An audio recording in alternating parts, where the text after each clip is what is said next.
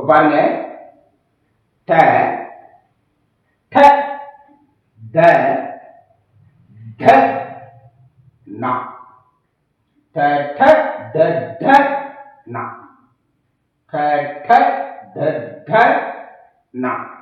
திருப்பி பாருங்க, ட ட த த நா. அப்போ இப்போ இது 3 லெட்டர்ஸ் பார்த்துருக்கோம். என்னென்ன பார்த்துருக்கோம்? க பார்த்துருக்கோம், சா பார்த்துருக்கோம், இப்போ டா பார்த்துருக்கோம்.